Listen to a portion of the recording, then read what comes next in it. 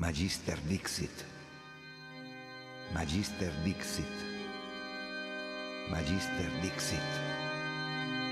Magister Dixit.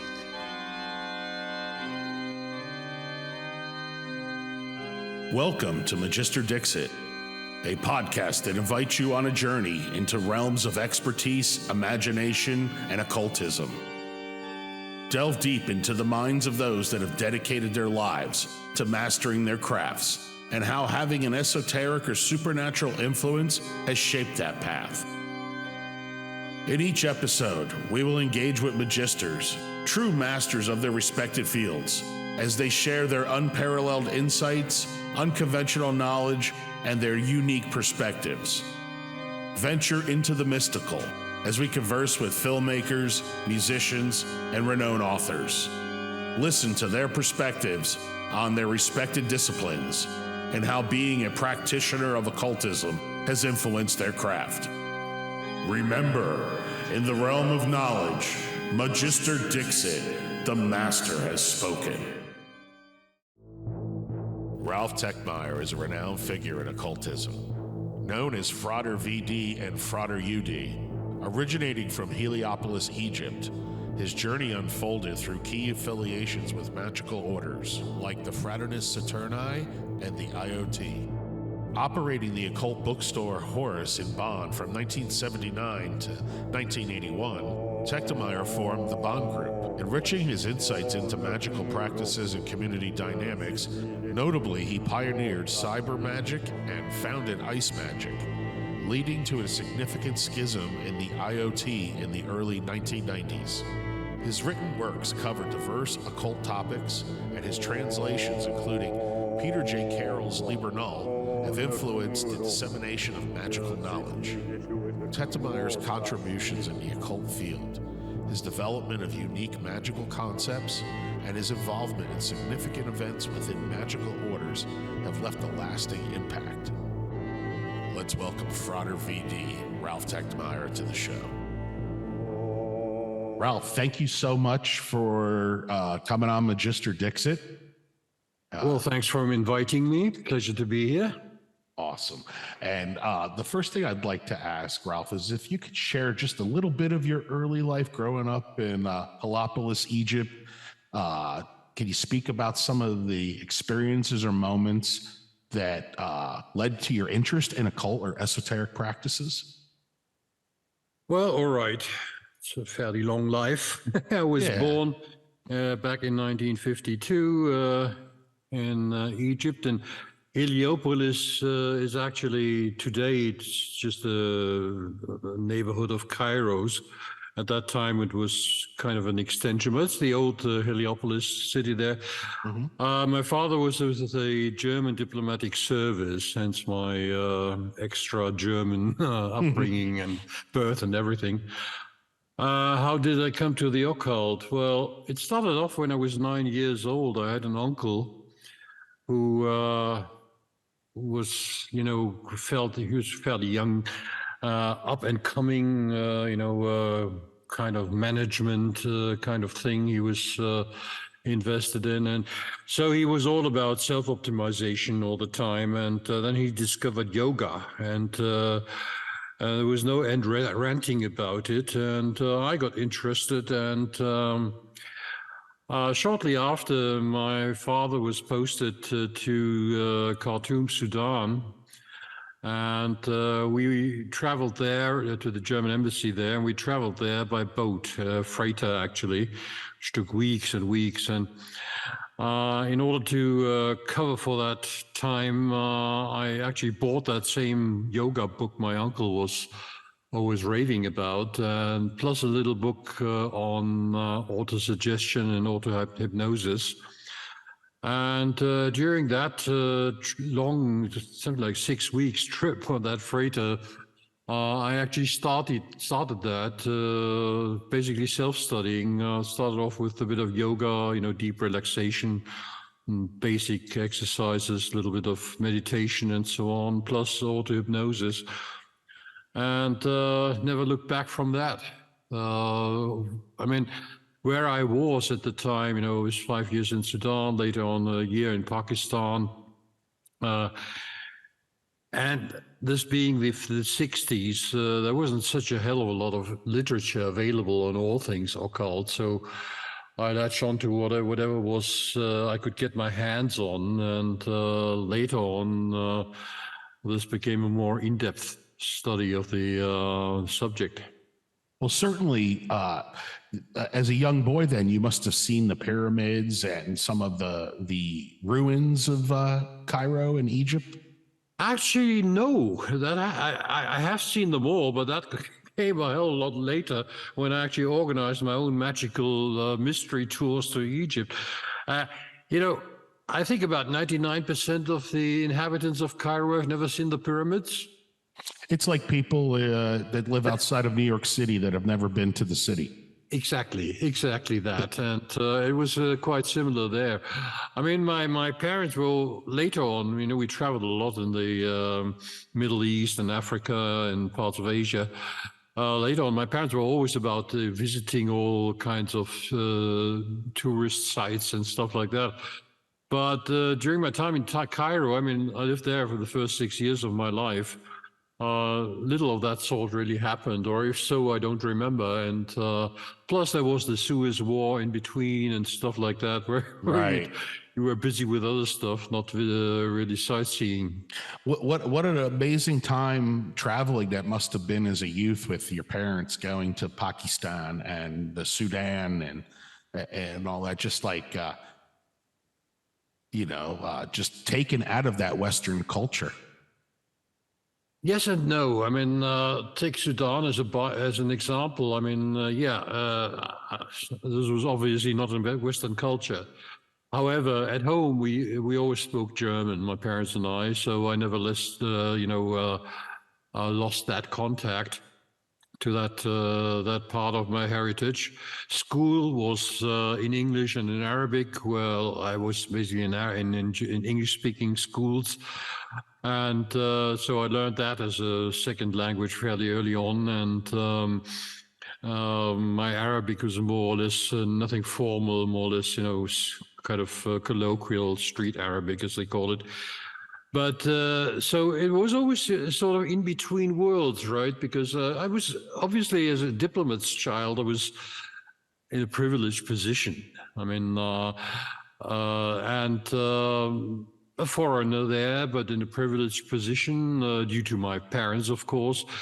And on the other hand, I did have a lot of contact with the locals, and it was quite a mixed environment, of course, overall. Plus, it was, especially Sudan, and so was Egypt, actually, and Sudan and Pakistan, very Muslim countries, whereas I was socialized as a Roman Catholic.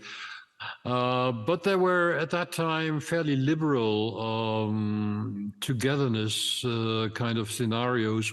For example, in Khartoum, Sudan, I visited or I attended Comboni College, which was run by Catholic priests, Italians, most of them.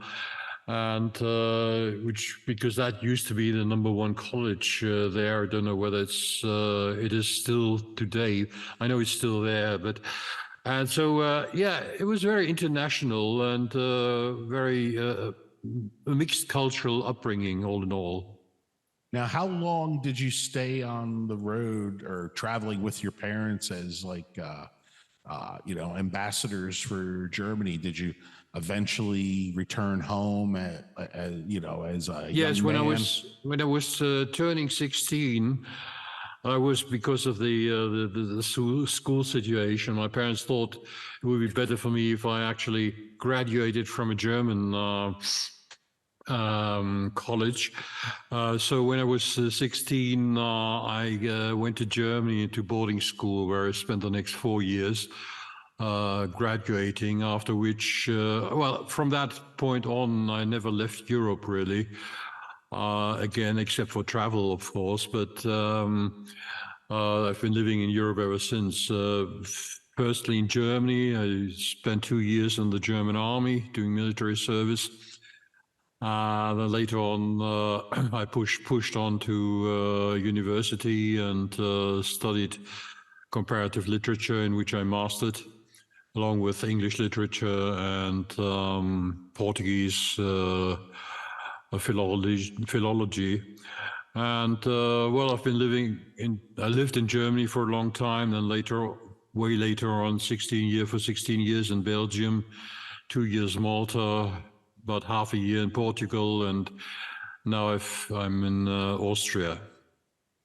What an interesting tapestry of places to live. Yeah, it's not boring. Well, it's definitely boring where I live. About 50 miles east of Pittsburgh. We're in the rolling green hills of Pennsylvania, which actually... But that sounds lovely, man. I mean, it really sounds nice. I mean, you've got a reason to be there, don't you? Yes, I do. And it's funny because there's actually a really German connection here. A lot of the towns in this area and a lot of the earlier settlers were from Germany. And Pennsylvania Dutch, yeah. Yes, and yeah. and the hills reminded them of Germany. In fact, there's a ski resort close to here, and lots of Quakers too, right? Yes. So there's an Pennsylvania has its different religious people who escaped religious persecution that came out here. There's a lot of different diverse groups. Yeah, well, a lot of the USA was actually founded by those, wasn't it? I mean, your French Huguenots and your exactly, and the Puritans, of course, from England and or Great Britain, as it was called, and many others. There's a community here. There's actually a German community. I can't remember the name. I would have to look back. It's a very commune-esque type society, and if you were to see the pictures, I'll have to send it to you later on. Yes, please do. Double back. And they wear, I mean, it looks like something out of Sound of Music. They're all dressed like Heidi and, very immersed in, Germanic culture. And it's just amazing. And they're kind of onto themselves out here that way, too. Bit like the Amish, right? Yes, sir. Very much like the Amish. Mm-hmm. So as you became a young gentleman and you were going to boarding school, how did your interests in the occult change? You were introduced to yoga, and how did it lead up into more esoteric practices? Well, initially I was actually more or less at home, or felt at home, and philosophically, you might say, in Eastern cultures. I was far more interested, in Buddhism, Hinduism, or what is still called Hinduism. I'm aware of the colonial associations of that term, but never mind.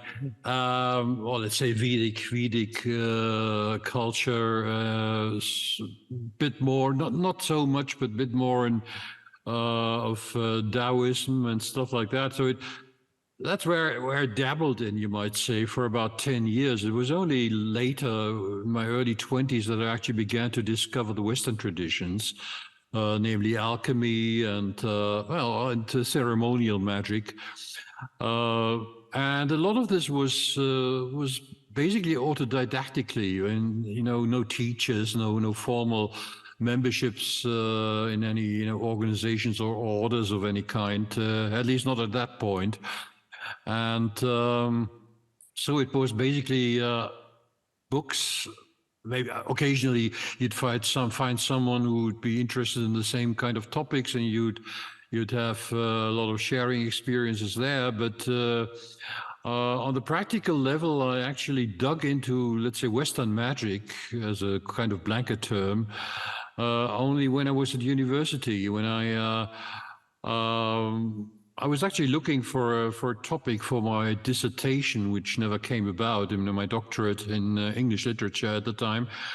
And I thought combining my academic interests with my personal interest in the occult, I would do something on the occult in English literature.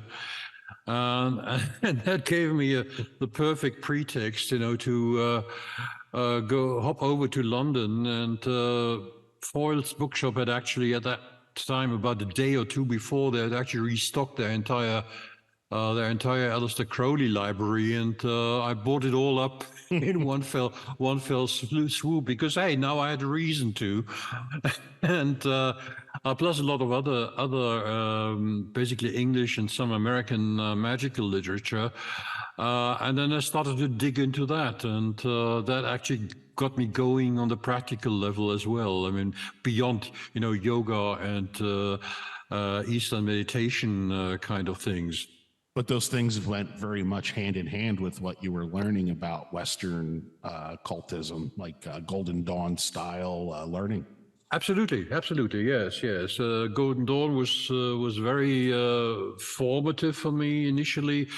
Even more so was actually, and that's where the more anarchic element creeps in, was someone like Orson Osman Spare, who would basically, we're talking the mid to end 70s here, who had basically just been discovered or rediscovered in terms of, Kenneth Grant writing about him and publishing stuff. And that really got me going. And I'm not sure if Sigil magic hadn't worked so tremendously right from the outset, whether I'd really have stuck with magic, but it did.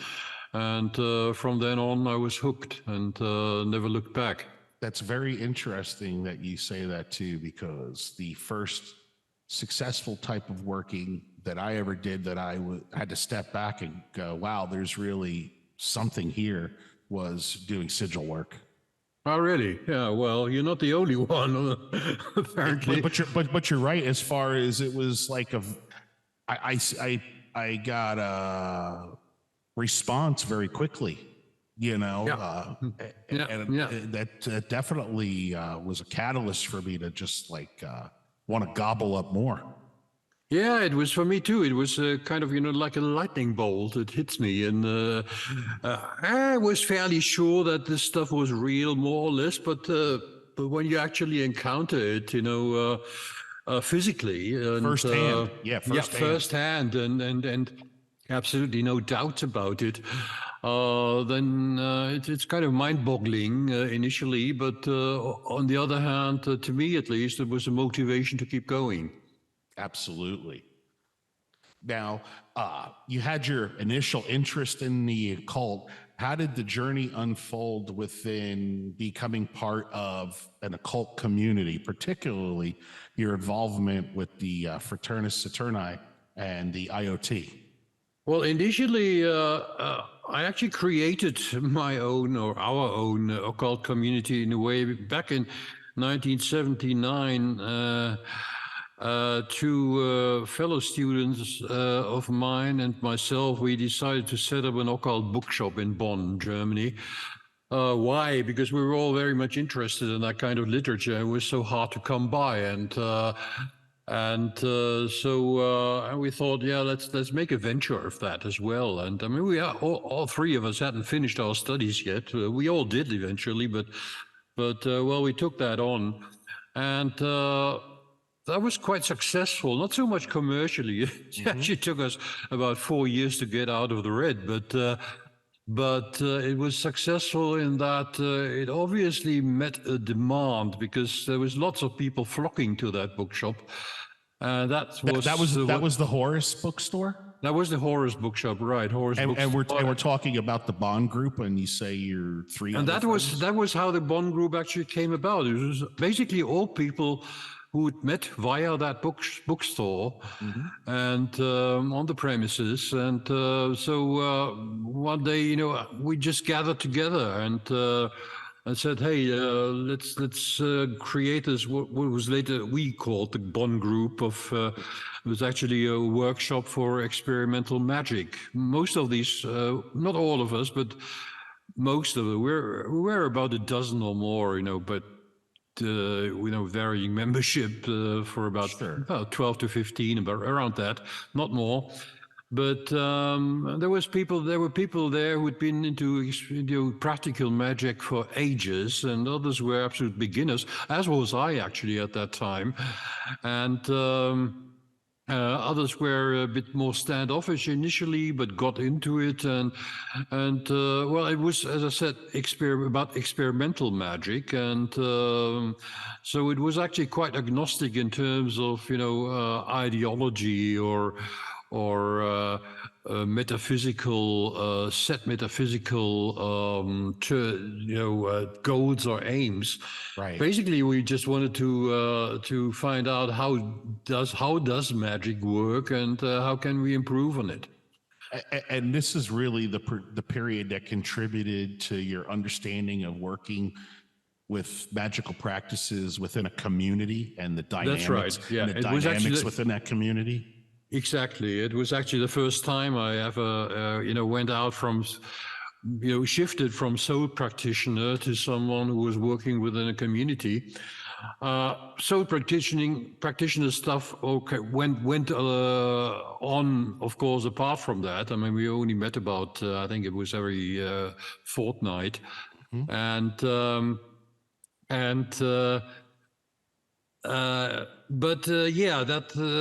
There was a different dynamic to it, but of course there was a hell of a lot more input from experienced people and people who were really pretty bright minds and had a lot of innovative ideas of how to go about things. Well, I think it's also empowering to have just that group dynamic and all these ideas, and also seeing other people that share that interest, but coming from different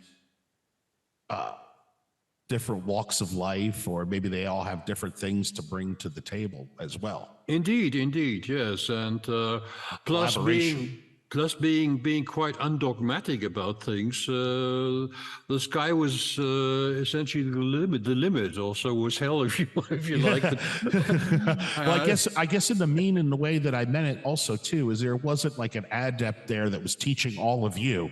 No, it was collectively you guys were becoming adepts and learning the process as a group. And it was quite democratic or anarchic or whatever you want to call it. I mean, okay, some people were more active or more activist about things than others, but no, there was no leader, there was no guru. It was all by common consensus, and it actually never happened. Like people trying to push forward and trying to become the head honcho, or nothing of that sort ever occurred. Which suited us all pretty well, I think, because none of us were really given to serving. And, I always think the collective is sometimes, I feel, a better choice than an individual just kind of calling the direction that everybody's going to go. Well, obviously it depends on the individual, but yes, and it also depends on which phase in your personal development you may be. Absolutely. But anyway, for me personally, it was really great. From that, actually evolved later on a magazine which one of us set up, and Unicorn magazine in German, of course, and lots of the others helped along with that, making it launch and actually contributing articles and stuff. This was, way before the internet, so magazines were how you did that. Indeed, absolutely. Yeah, there was no other way, really.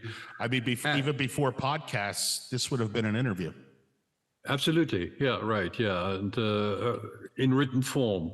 Yes. And so that was how we went about. And basically what this did, I mean, this magazine was focused on the esoteric, not merely magic, but magic was one important pillar within that mag, but it was more general as well. I mean, and what that actually accomplished was create, in a way, kind of, at least for a while, there were 8, all in all, there were 13 issues of that magazine. It was a quarterly, which were to be published. And it actually created a kind of magical scene within the German-speaking world, because there were lots of people, individuals, small groups here, small groups there, but none of them were connected.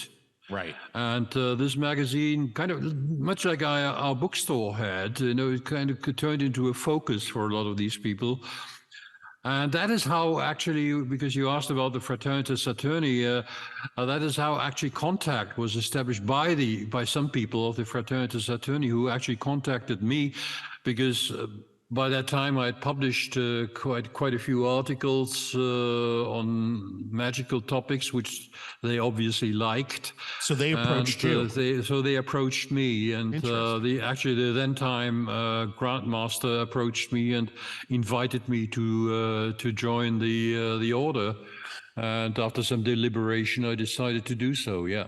Now, I do know a little about the Fraternitas Saturni. I had a previous guest, an artist, Hagen von Tullian. And, good friend of mine. Yeah. Oh, he is a guy. That's what I'm at. So he's a good. Well, I'm just enamored with his art. You know, he's just a fantastic artist. So am I. And I yeah. just feel the power in it. So I had him as a guest 2 episodes ago, and he was explaining to me how the Fraternitas Saturni is the oldest German order, or it's a very old order, but in continuity, it's never stopped. Yeah, in a few years' time, we'll have our centenary, but German order. Okay, it depends on how you rate the OTO. Was it an Austrian or a German order?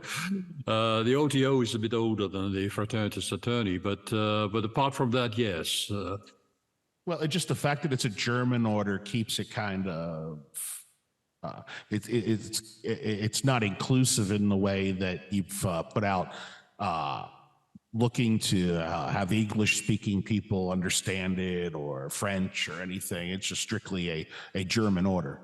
Well, it's not by definition, actually. We're quite open to everyone, but the problem is that due to lack of personnel, I mean, hey, I've been working as a professional translator most of my life, and so I think I know a bit about what that actually means.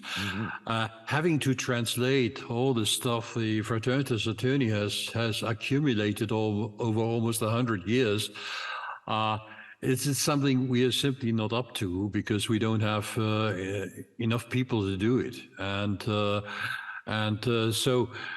Actually, we have, for example, we have a couple of American members as well, but they're both. Is that Dr. Steve? Is that Dr. Steve? Dr. Stephen Flowers? He's not, but I wouldn't confirm that anyway, because I'm not permitted to give out the names of people without their prior consent. So, but no, he's not. Didn't he also write a book on the Fraternitas Saturni? Yes, in 2 editions actually, and I was invited to contribute an introduction to the 2nd edition of it. Fire and Ice was the original title, and the 2nd edition's Fraternitas Saturni. That's right. Anyway, but the problem is that in order to be a member, you have to be fluent in German at least, because otherwise, I'm afraid we can't service you. But it's not that we wouldn't want to, but there's just not enough people. The resources. Yes. Exactly. The human resources, really. Interesting. And do you think that Dr. Flowers' book on the Fraternitas Saturni is a fair display of what the organization is? It is up until, it's actually something he himself has acknowledged many times, though. It is up until 1970. Okay. After that, the FS took a lot of, twists and turns and this and that and the other. And it's certainly not, let's put it this way, it does reflect the spirit of the Fraternitas Saturni as it is today as well. Yes, absolutely. But in terms of, technical details and so on, his sources end with about 1970, and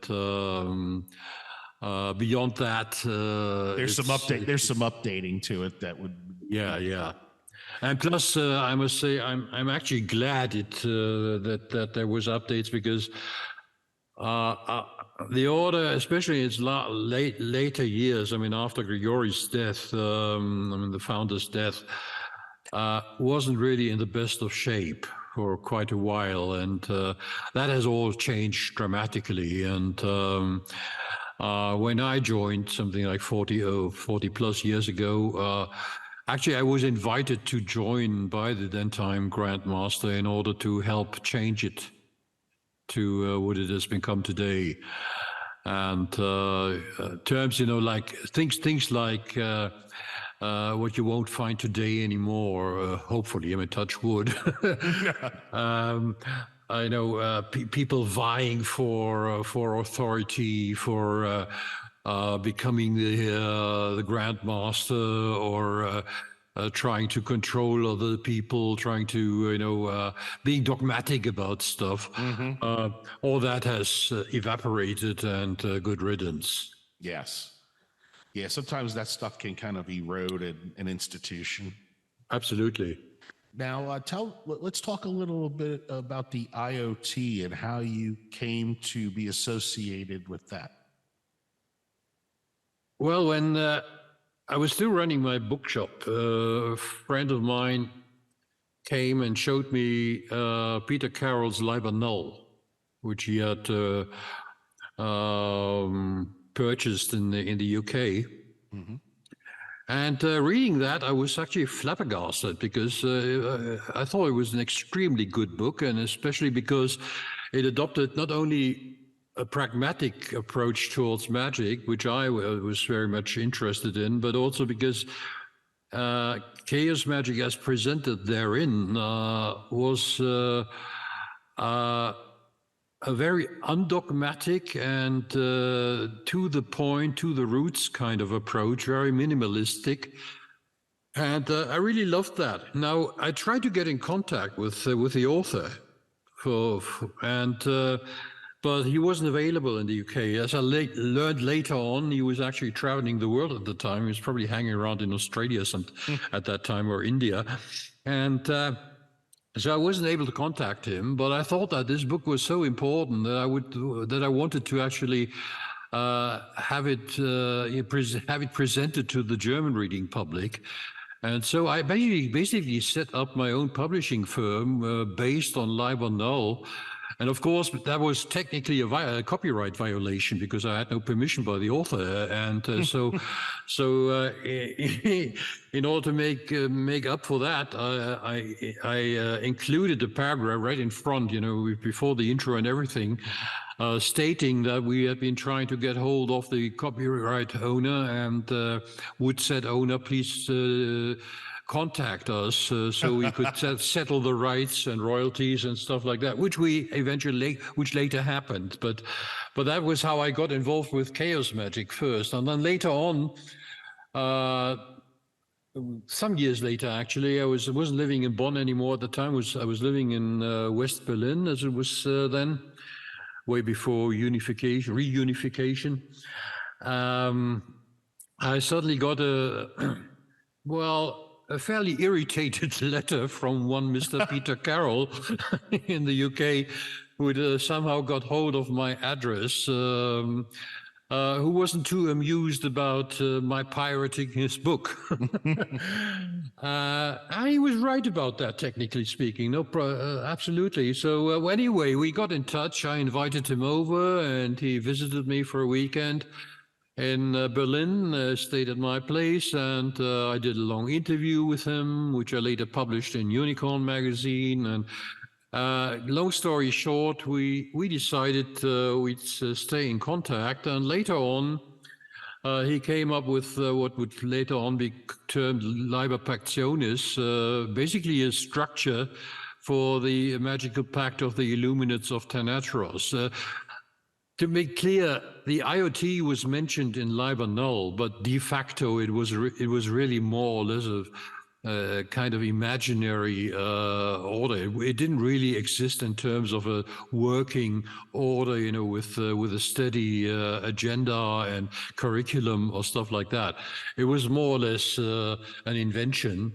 Yes, there was a group of British chaos magicians, of course, who more or less made up that IoT, but it wasn't anything formal. And so Peter and I decided to do a seminar on an introduction to chaos magic in Germany. At the end of that seminar, in the course of that, we formally founded the Magical Pact of the Illuminates of Thanateros in an extinct volcano crater in the Rhineland, and that is how the IoT, as it became known, actually really came about, because that people really latched on. I mean, talking about Liber Null, when I published it, and I thought, well, okay, how much, how am I going to do this? So I set out a prescription, subscription kind of thing, and I wanted to publish 100 copies, and they were sold out within a week or two. Wow. And well, okay, 100 is not a lot, but hey, I thought, hey, I'm onto something, and I actually kept my book publishing company, and for many years to come. I mean, way beyond Liber Null and stuff, but well, that actually set me up, from being a bookseller at the time to becoming a publisher as well. Anyway. That IoT caught on fairly fast in the German-speaking world, and from then on, we actually, organized the IoT proper, and organized seminars and annual meetings, which would usually take place in Austria in some castle. One castle or another. They have so many there, so we're actually spoiled for choice. And that is how my involvement in the IoT actually came to pass. That's a very interesting story.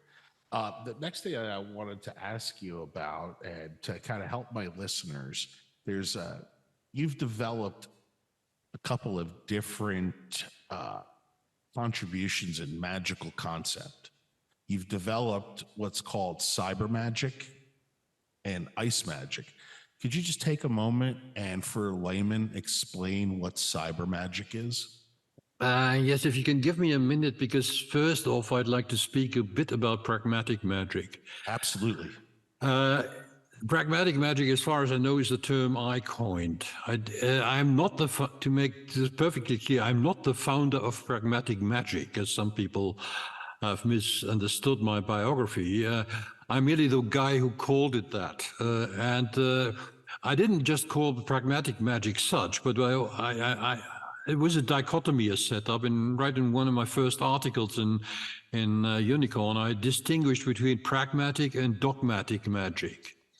Point being that dogmatic magic will have a set agenda of, let's say, rules or perceived theological, you might say, or whatever, ontological structures which are deemed to be objective and to which you have to adhere. Like a dogmatic magician will tell you, let's say, love is corresponds to the planet Venus, which corresponds to the color green, which corresponds to the number 7, which corresponds to the metal copper, for example. That is one. It's not the only one, and that's the whole point. So if you want to do a love spell or some kind of love ritual or whatever, you have to use these correspondences, like invoke Venus and work with copper and have a green temple and 7 green candles, stuff like that. Mm-hmm. Which is fine, which can work. That's okay. The problem arises when people say this is the only way it is fine. This is the only way that it works. What caused me to think about pragmatic magic was that looking beyond the confines, let's say, of Western magical tradition, or let's say Golden Dawn magical tradition, which is anything but the entirety of Western magical tradition. It's just a little slab of it. If we look beyond that, if we look, for example, especially if we look beyond that into other cultures, like African cultures or Caribbean cultures or Asian cultures or whatever, we find, sorcerers there, or medicine men or shamans or whatever you want to call them, or whatever they may call themselves, doing love spells without Venus, without using the number 7, without using the colors, the color green or the metal copper, or doing it on a Friday.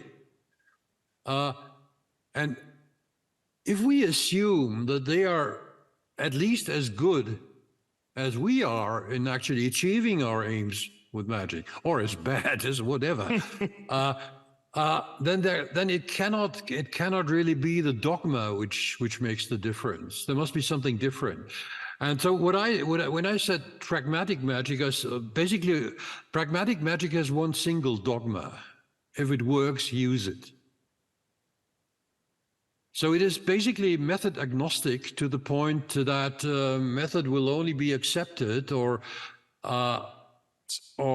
deployed once it has proven itself to be workable, viable, and successful. Well, just even in the way you define it there, to me, pragmatic magic definitely seems more in a line with chaos magic, whereas dogmatic magic seems more caught up in ceremonial magic or some of the, more of like the Golden Dawn style of magical tradition. Couldn't agree more. I couldn't agree more. And then we have, some outliers like Austin Osman Spare, who has actually no set system of magic and or sorcery, as he prefers to call it, and who does his own thing. And who was obviously a pretty eccentric guy. Let's face it, but at least anecdotally, we know of quite a few magical achievements of his. And anyway, the point being, and you're absolutely right, that when I was confronted with chaos magic, for me it was actually, it's been that to this very day, a subset of pragmatic magic in the wider sense. Yes, it is a part and parcel of what I would term pragmatic magic, which is what I like about it. Yeah, it fits in the wheelhouse of pragmatic magic. Exactly. Yeah, exactly. It's not the sum total of pragmatic magic, but then pragmatic magic is just a general term anyway. There's no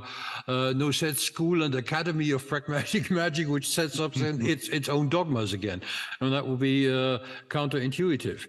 So yes, and now you asked me about cyber magic. Within the discussion of chaos magic, we came to discuss a lot about a lot of information theory, and especially Peter Carroll was very much involved in quantum, analyzing quantum physics and trying to bridge that in some way with magical practice. However successful, it's up to debate, but that's another question.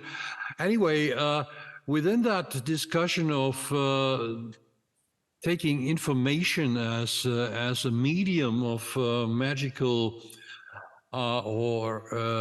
magical effect, of causing magical effect, I developed, let's say, an experimental concept. It isn't much more than that, which I then termed cyber magic. To give you an illustration of what this actually means, I'll give you a simple example. If you take a screen, be it a video screen, a TV screen, or your computer screen, and you don't have a channel feed to it, all you see is white noise.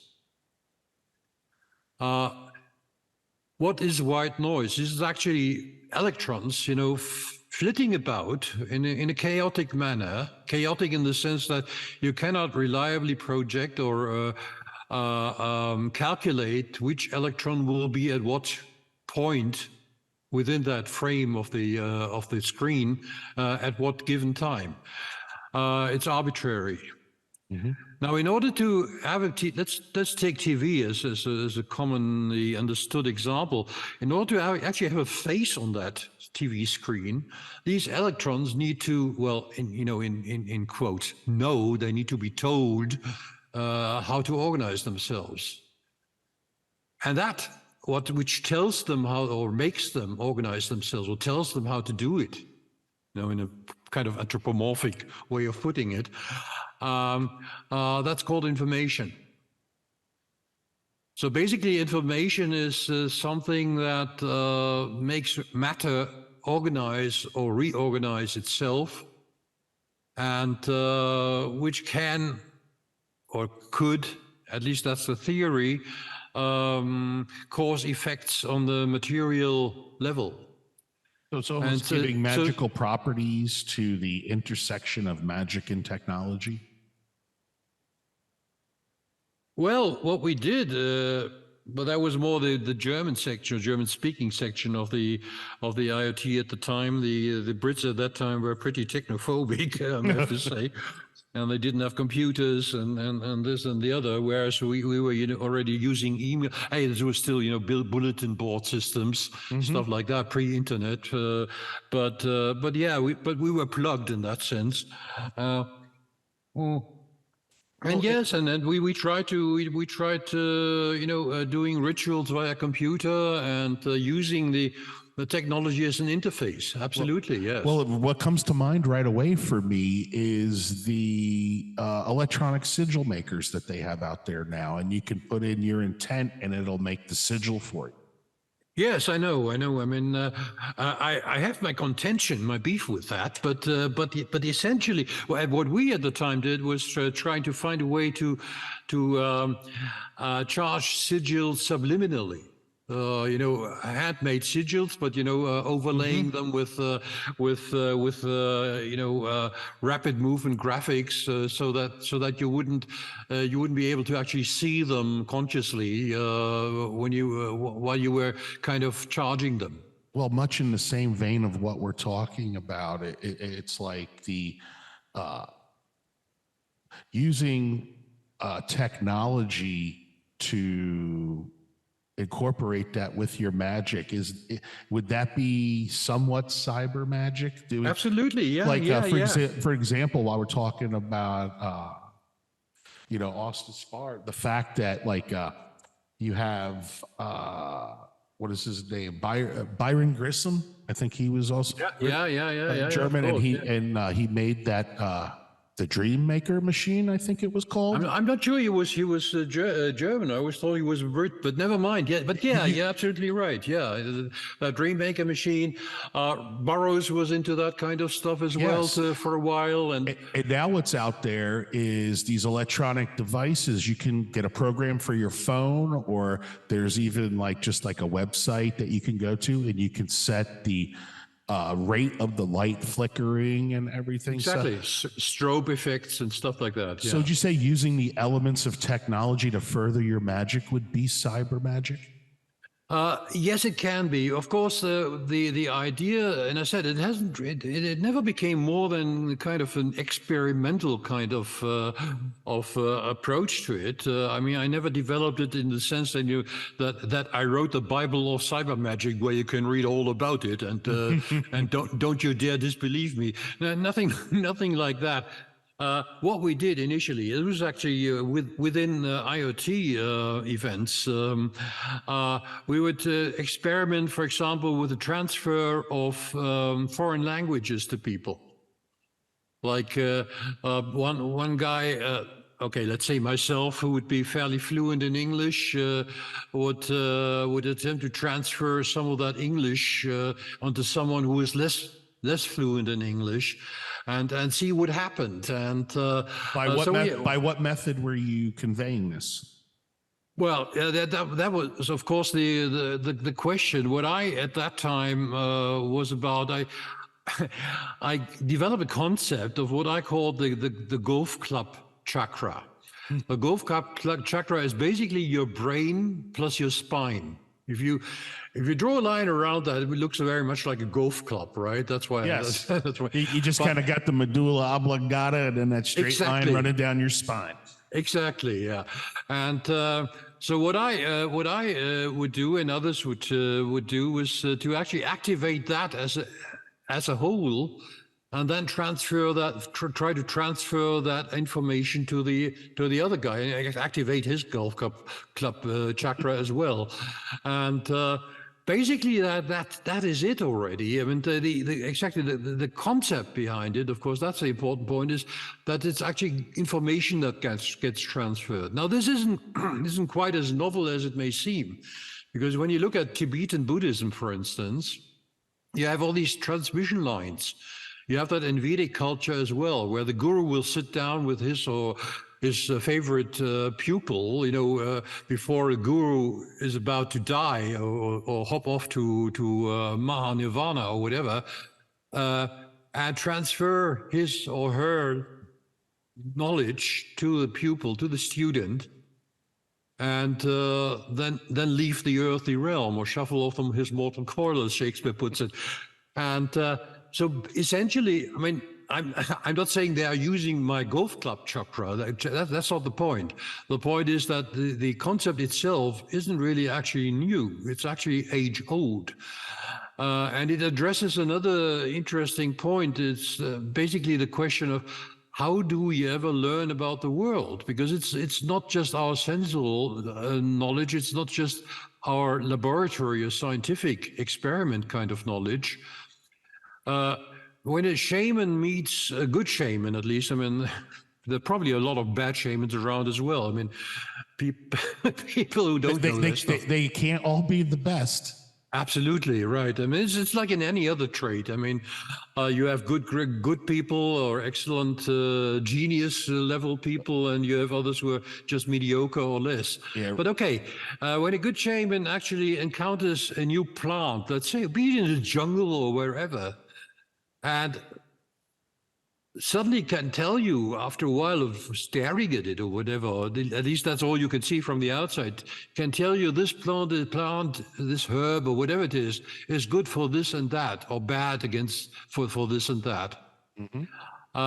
And it let's assume just for argument's sake that he turns out or she turns out to be right. This begs the question of how the hell did they learn about it? How the hell did they find out about it? One way of describing this, it's not really an explanation, it's just a description, is saying, well, apparently said shaman kind of got the information from that plant and was able to voice it after that, was able to put it into a concept, translate it into the human language so that we can say, okay, we'll use this plant for this and that, or we'll avoid it because it could cause this and that negative effect or whatever. And because we are usually used to laboratory technology, like the common conceit and myth, as I would say, is that these shamanic cultures, they've had thousands and thousands of years of trial and error to find out which plant is healthy and which one isn't wholesome. Bullshit. Well, tribes weren't that big. Yeah. You couldn't really do thousands and thousands of, like you do in laboratories today, thousands and thousands of experiments with control groups and whatever. Yes, I mean, that may have happened, of course. There's a lot of, folklore experience. People find out the hard way. You better not eat that mushroom because it can actually kill you or whatever.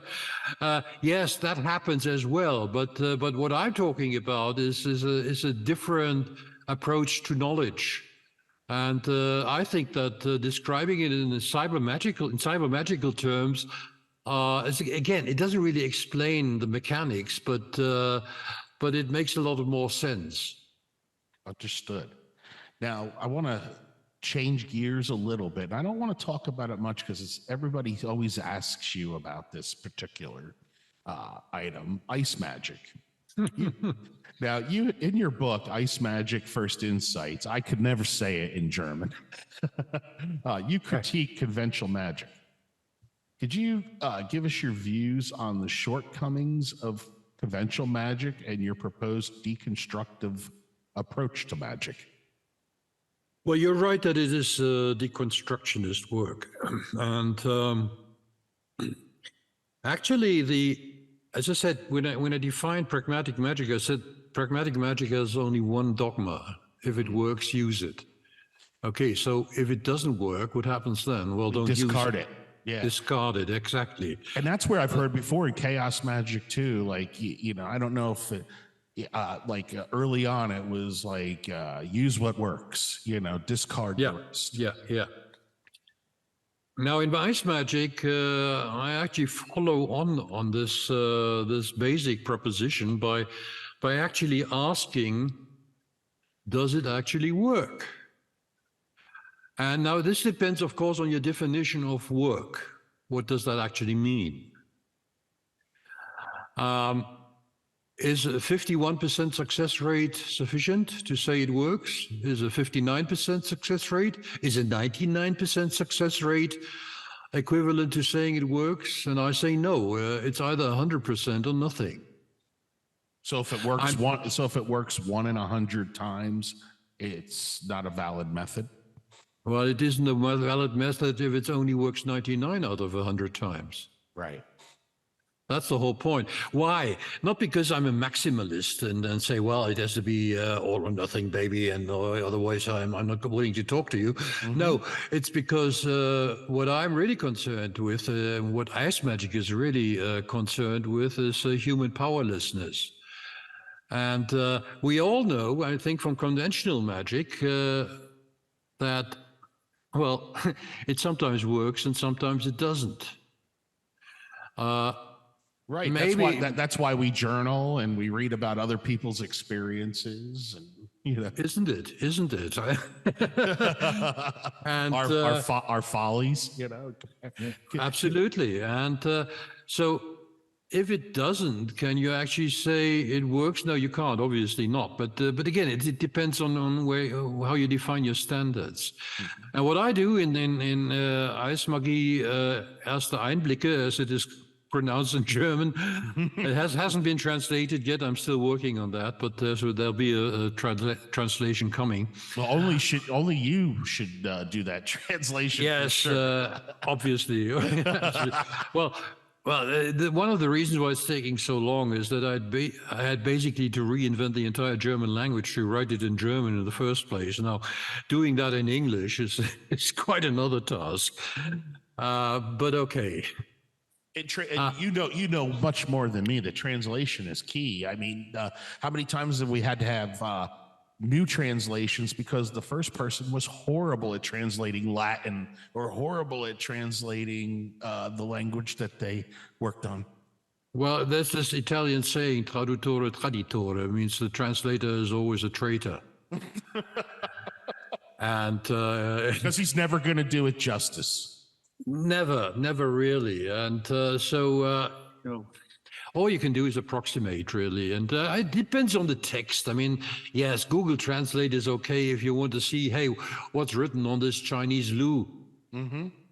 Right. But it's the same as text messaging, too. Like, you could send me a message just like, hey, what's going on?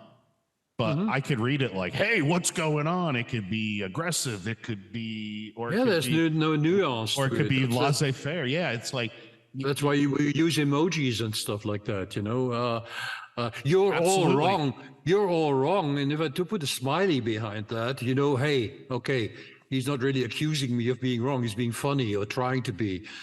That's right. But yes. But anyway, the nuances are quite critical. And yes, and again, I've been doing that half my life for a profession. So tell me about failure.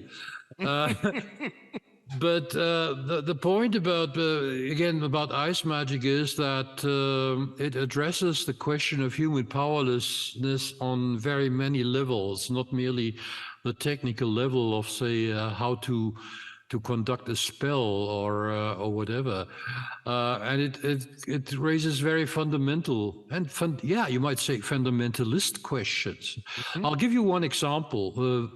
Puppets or voodoo dolls, as they're usually called. So people will tell you, okay, you make a puppet, you kind of link it to the target person or the victim, whatever, mm-hmm. And then you take a needle and you prick it. And you prick it 100 times. Yeah, it could be, hey, you could be doing, telepathic acupuncture, to heal the other guy. It doesn't have to be negative, right? Mm-hmm. But, okay, in horror movies, it's usually something nefarious, something evil. But whatever. But I asked the question, well, can you actually move a needle 100 times? Can you actually move a needle and actually hit your target? Can you actually do that? Right. Because as it turns out, if you actually try it, you'll find out, no, it's nothing but hit and miss. And that's easy to check out. I mean, just take a needle and take a piece of paper and put a circle on it, a little dot, and then say, okay, that's my target, and try to hit that dot 10 times in a row without stopping. And you'll never do it. Nope. No, absolutely. I agree. So how can you expect and that's another point of ice magic. Ice magic defined, I mean, there's a hell of a lot of definitions of magic around. Ice magic defines magic is doing the impossible. And okay. I've heard you say that before when people have asked you like what your definition of magic is. Yeah. Magic is doing the impossible because look at the myths, look at legends, sagas or whatever. When sorcerers or magicians or whatever you want to call them appear there, they'll do things that are impossible to do. Be it walking over water or making someone ill, just by thinking of them. Right. And that's what magic is about. Now, if you try to approach magic, and that's where the deconstructionist part of ice magic comes in, if you try to approach magic with a technology which is based on nothing but doing the possible, how is that ever going to match? And I don't care if you have a success rate of 99.9999%. If it's not 100%, that, in my view, is still an indication that you're not actually doing the impossible. You're still within the confines of the possible. Because the impossible would be to be perfect every time. For example. Which is why, which is something that's impossible to be perfect at every. That's the point. Exactly. Right.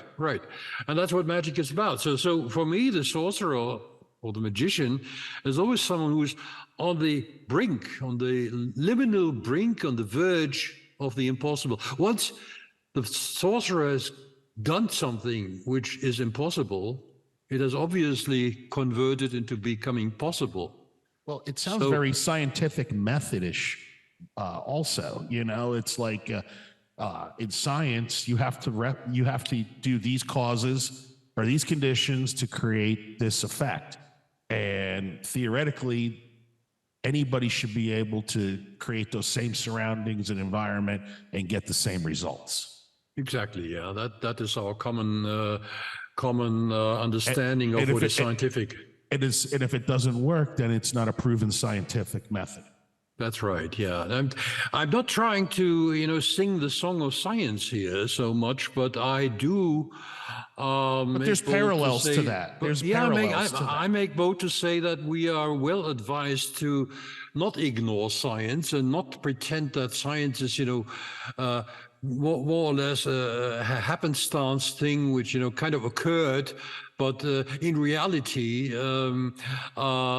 magic or the esoteric, the occult or whatever, has known stuff all along. Because, that was a common conceit, back in the end of the 19th century, right up to the end of the 20th century among many magicians, thinking that, basically we are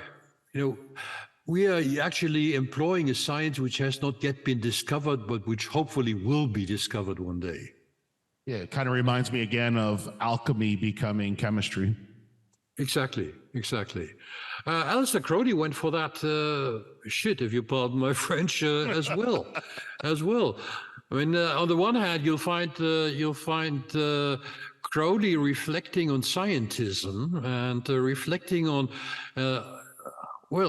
Turn of the century, 19th or to the 20th century, reflecting on how science isn't everything, how science is only addressing part of reality, part of the world, with a very, very limited view. And one thing, you say whatever you like about Aleister Crowley, but he was fairly well versed in terms of science. Mm-hmm. He was a pretty good mathematician. He knew about chemistry for all the wrong reasons, maybe, but whatever. He was pretty much up to date with what was considered science in his day. And he says, well, these disciplines only address half of the medal. We're looking at the other side of the medal, or religion does. That's why he called his or named his magazine Equinox, or had this motto, the method of science, the aim of religion. But then he says, in the same vein, in that same paragraph, he says, well, actually, the Kabbalah is just as scientific as his chemistry, is just as scientific as his mathematics. So, I mean, you can't have it both ways. He was trying to, upend science and say, well, look, what we're doing is science too. Ha ha, gotcha. and well, basically, and for me, from an ice magical point of view, to cut matters short, is all this relates to is, here you have another guy who is trying to manage the science of the possible. Right. Nothing more, nothing less. Now, let's briefly just talk about the Ice Magic Wars. This was what, in the early 1990s this occurred?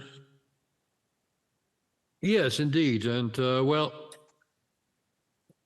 as it happened, there was still within the heyday of the Magical Pact, and I happened to hear about a guy up in northern Germany who was an accomplished martial artist, but he never written anything, published anything, as far as I knew at that time. I mean, he actually had, but I only found out later. And there were rumors about him that he had some, kind of very weird powers, but all more or less restricted to the martial arts kind of environment and framework. And when I was in Berlin, he had heard of me because I had written an article, a 3-part article on combat magic, and he wrote me a letter inviting me over to do an interview with me for his magazine on martial arts. And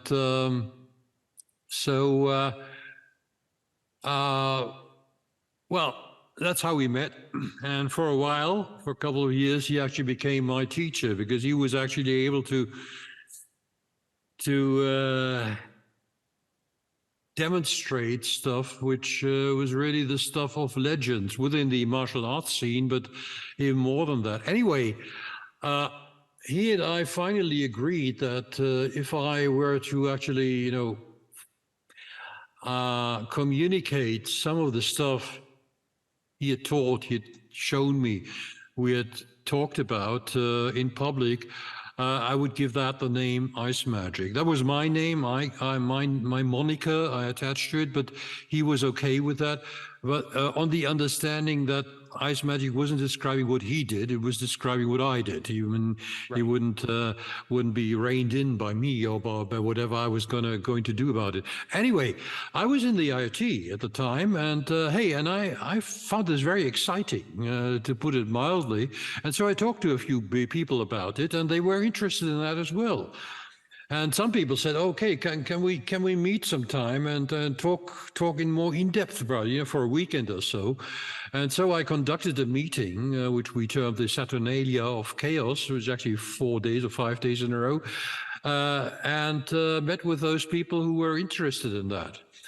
Now, Peter Carroll kind of went bonkers. He really went ballistic because he thought that I was trying to put it shortly. He thought that I was trying to rip off the entire IoT under his feet, oust him and whatever, and take over control of that order. At that time, I was head of the German-speaking section, which entailed Germany, Switzerland, and Austria. Mm-hmm. Interestingly enough, shortly before, I had actually announced that 1 year on, I would actually step down from that. I would step down from being head of the German-speaking section. So, yeah, so much for my wanting to go up the ranks. Anyway, long story short, again, this escalated, and if you want my view on it, I think he was psychologically very, very disturbed at the time and very, very paranoid. And what it basically ended in was the breakup of the IoT. About 80% of the IoT's membership left the order because of that. We set up actually an alternative order, not through my choosing, but there was no other choice, which we call the Revolutionary IoT, or Riot for short. And but I never headed that. Actually, I was there with the at the founding of that organization, and people when people asked my advice, I gave it to them, but I didn't take any leading function within that order. And that was it. But basically, this was about because Peter Carroll had got it in his head that somehow I was involved with some right-wing, racist, neo-Nazi kind of guru who wanted to take over the IoT, which was all one big load of bull. And from what I hear, he was actually quite surprised when he found out that, that even when we set up Riot, that I wasn't taking any leading role in that organization, and it all fell apart. And but he's still ranting about how he saved the IoT. If losing 80% of your membership is saving something, I don't know. Yeah, I don't know. Those statistics just don't work out for me. You know? Not for me, they don't. Yeah, that's definitely losing 80%. Yeah, from something that really didn't have to be. No, it wouldn't. It didn't have to be anyway. But in terms of Fraternitas Saturni, the then time Grandmaster was a close friend of mine who'd been part of the Bonn Group and so on. I told him about this stuff as well, you know, what I'd encountered in northern Germany with my teacher. And but after my experience with the IoT, I did everything I could to keep that ice magic thing out of the FS in order to avoid the same kind of shit happening again. Right. And I think I succeeded because this never happened there. And I actually took a took a sabbatical from the FS just to keep, you know, let things slow down, because many FS members were also IoT members, so you couldn't really hide it from them what had happened. And so I made sure that this kind of destructive social dynamics wouldn't happen within the Fraternitas Saturni. I'm going to pause us 1 second. I have to use the restroom. Yeah, fine. Same here. Okay. Speak soon. Let's take a little break. Okay, fine.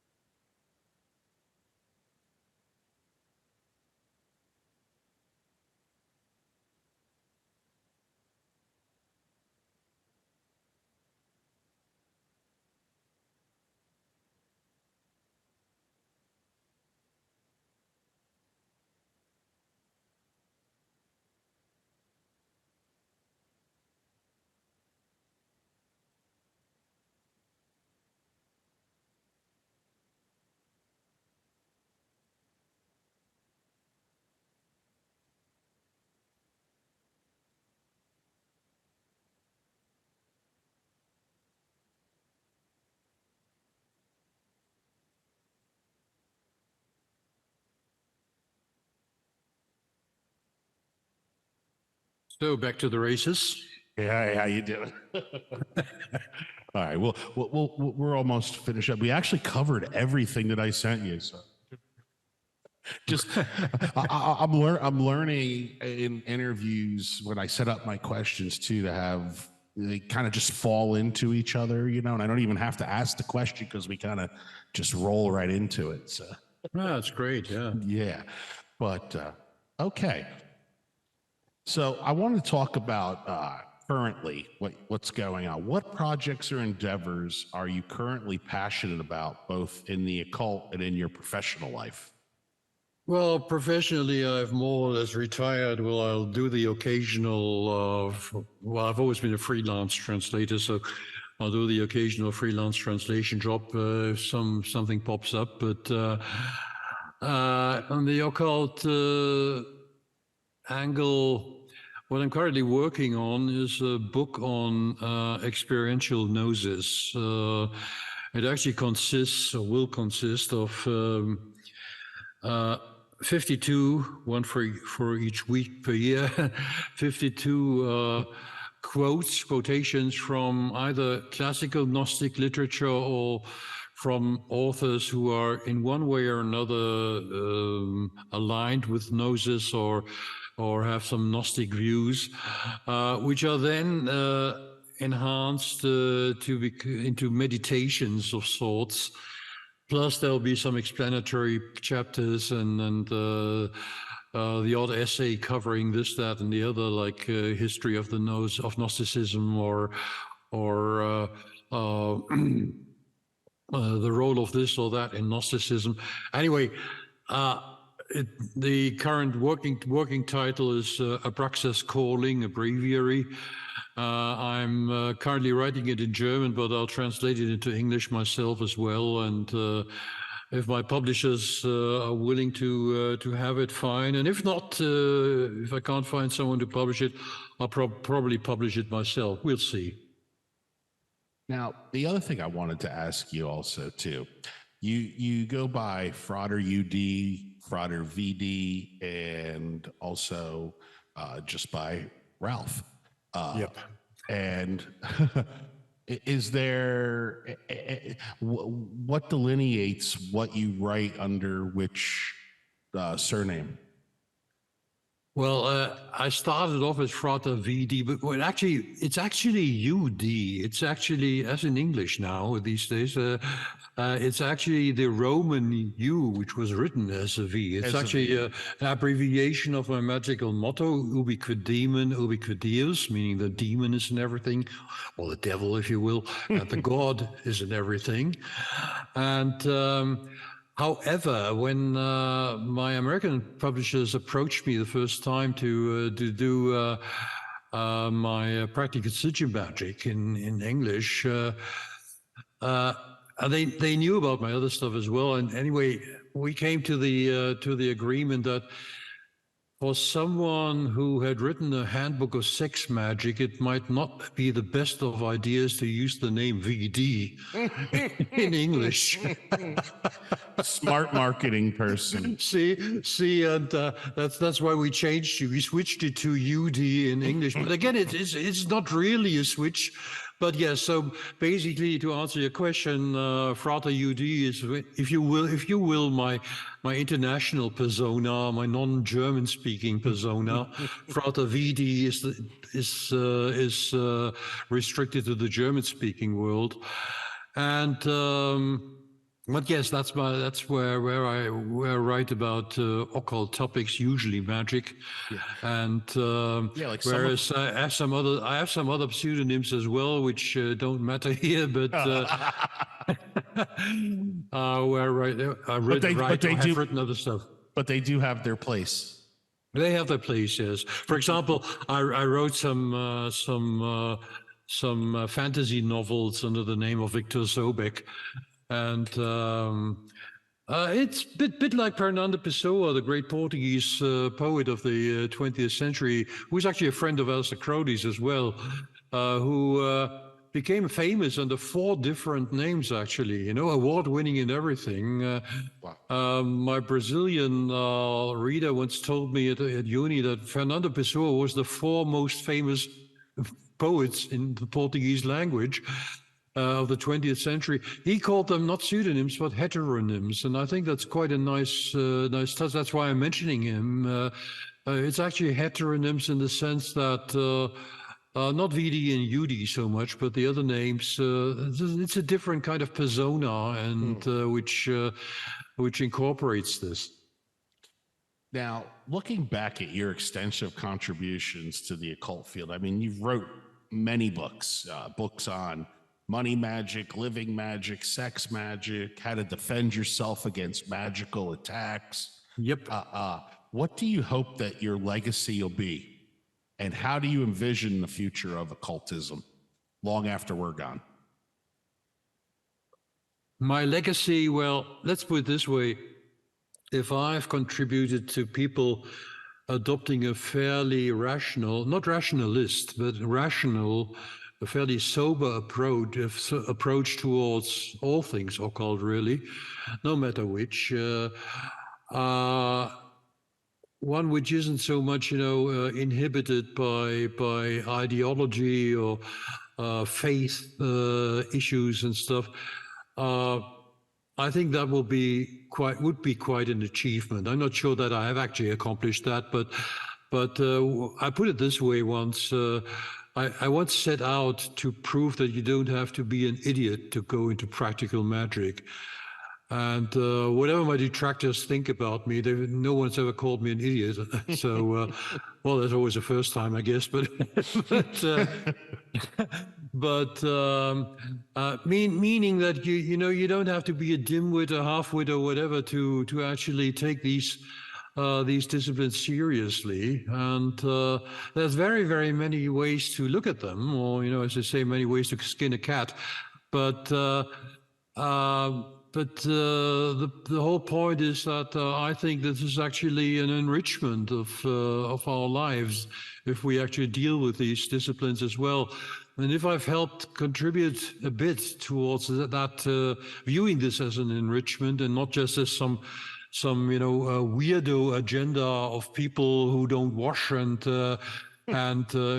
have long hair and you know what they said about the hippies in that day, you know. Yes. That kind of thing. Then I think that's a fairly good accomplishment. Yeah. As for how do I see occultism evolve? Hey, I'm not a psychic. Much as I'd like to be sometimes, but you've been involved in it for a very long time. Yeah, that's true.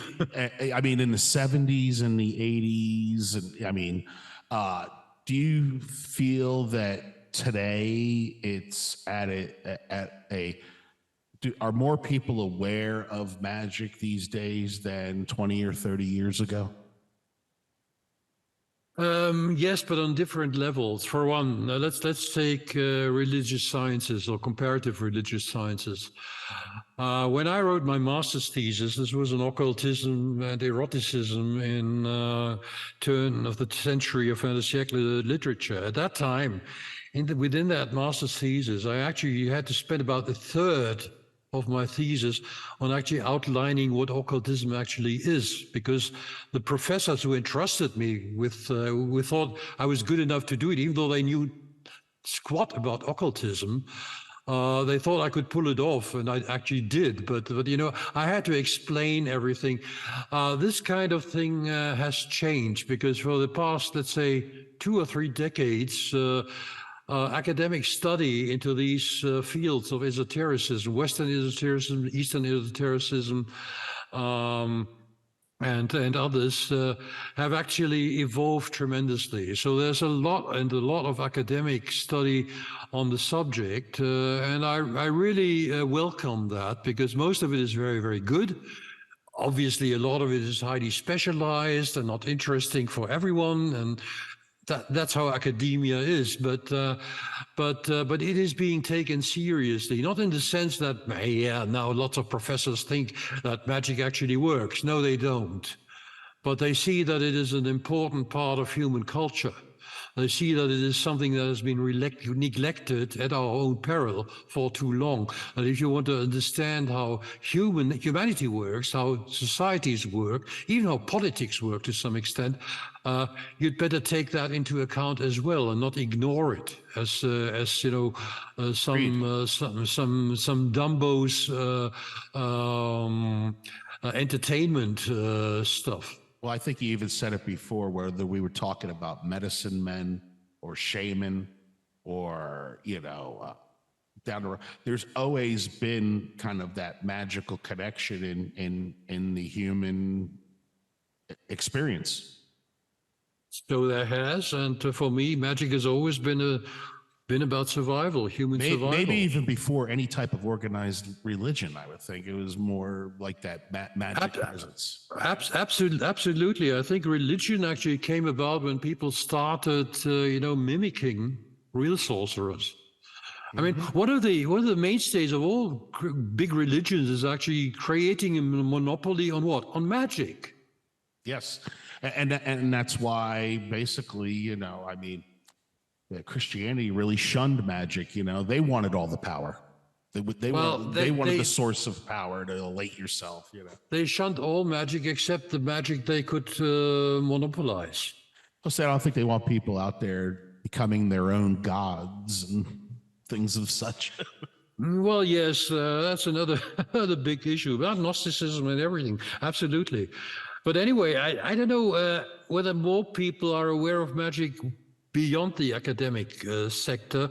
Probably yes, but that part of that is due to the internet, quite obviously, because we're far better connected these days and faster in our connectivity than we were, let's say, in the 70s or even in the 90s. Agreed. A lot of people can, you know, communicate with each other and exchange views and share stuff, and that yes. On the other hand, it's also becoming atomized a lot. I mean, like you have hell of a lot of, you know, different minuscule kind of approaches here, there, and the other. And so I'm not sure that you could say overall that there is such a thing as the magical scene at the moment internationally. Obviously, there's a lot of people who know each other, and occasionally meet or exchange ideas and stuff. But there's hardly a scene like a subculture. Right.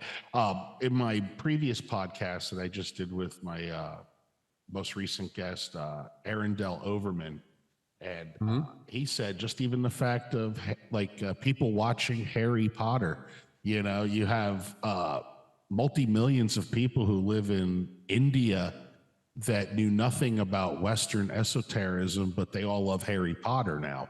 And now that's kind of introduced them to this Western esoteric magic system and is actually creating an interest in places like India for seeking out Western esotericism. That is true. Actually, in some manner, it actually mirrors what Theosophy did in the 19th century to India. Right. Absolutely. Okay, so Blavatsky adopted a lot of Indian stuff and this, that, and the other, but she actually came from an Egyptian point of view originally, and then Theosophy, of course, is you might say the mother of all Western esotericism from the 19th century on. And yeah, it created a great. The first guy who actually told me about Theosophy was a Pakistani. Interesting. And okay, so he was a Zoroastrian, a Parsi, but never, he wasn't a Muslim. But hey, he knew all about it, and he introduced me to it. And yes, I mean, that is another point. The point that we talk about globalization. I mean, this is happening in this field as well. You just mentioned Muslim. I just want to quickly ask, have you ever looked into any kind of Sufi magic? To a little extent, but not very extensively. And so essentially the answer would really be, to all practical purposes, no. I mean, I've read about it. I've talked to people, done some dervish dancing myself and so on. But but nothing really serious, no. Interesting. Well, you've really given me such a wonderful interview. And just in closing, I wanted to give you an opportunity. Is there any particular message or insight that you would like to share with aspiring occultists or those that are interested in exploring the magical arts? Well, she is the former publisher, the former bookseller, and the not so quite former writer speaking. If I had to put it into 3 words, I would say read, read, and read. You can't read enough. Still to this day, even though we have this wonderful podcast like your own now, and videos and lots of channels on YouTube, and quite a lot of exchange in the social media as such. But a lot of the stuff is really only available via reading. I'm not talking books only. I'm talking articles and academic papers and so on. What it basically boils down to: expand your horizons as best you can, and then don't take anybody's word for granted, my own included, obviously, but see what works and stick with that. Words of wisdom. Common sense, as they call it, isn't it? But thank you. Frater UD, Ralph, Frater VD, thank you so much for taking the time out to come on Magister Dixit. Very happy to have had you on the show. Oh, thanks for the invitation. I was glad to have been here. Great, and I definitely have to have you back. Just anytime. That's awesome. Thank you very much. Okay, thanks. Bye.